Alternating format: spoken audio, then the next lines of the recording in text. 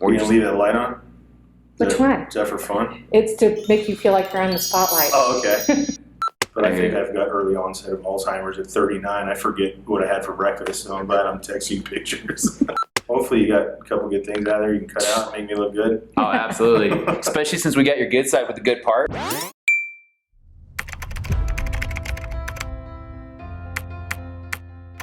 I'm Scott Lawrence, and I'm committed to living a healthier lifestyle. I would love to work myself down to 240 pounds and stay there for the rest of my life and stay fit for my kids and my wife.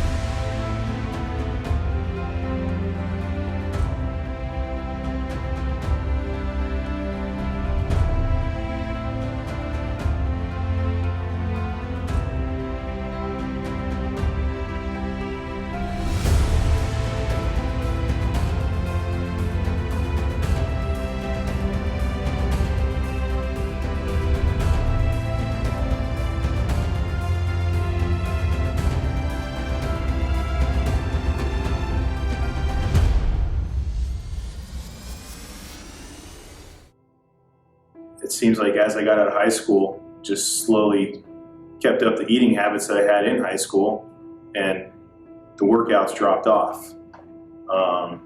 So I basically consistently went into this yo-yo diet stage and tried every diet out there, starting probably with the Atkins diet, which I had a lot of success, did great, dropped probably I think 40 pounds in 3 months, and then 6 months later I gained 50 pounds back. And then I tried the South Beach diet. It was the next one I believe that came out after that. Same thing, I had great success, no problems holding to it. And 6 months later, back to the normal routine of just eating bad and not exercising, drinking beer, whatever it was, and gaining the weight all back. And that's kind of been the MO my whole life, up and down, no problems losing it, all the problems keeping it off.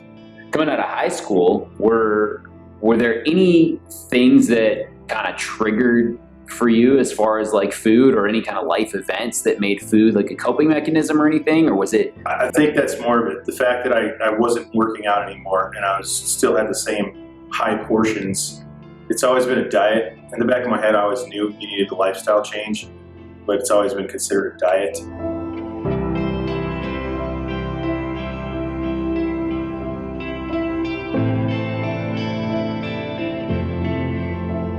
What are you most afraid would happen if you didn't go on this journey and really kind of take ownership over this right now? The sad part is I'm 39 years old and I feel like I'm 69 years old sometimes. That's the reality of it. Mentally, I feel like I'm 19 still and I can do anything, but then physically in the morning, I'm like, oh my gosh, I'm drained, I'm exhausted. At the end of the day, I'm exhausted. Halfway through the day, I'm exhausted, and I'm really just tired of being tired. And I feel like, I guess getting fit would eliminate some of those fears. Fears of a heart attack. Diabetes is pretty rampant on my mom's side of the family. Cancer on my dad's side of the family.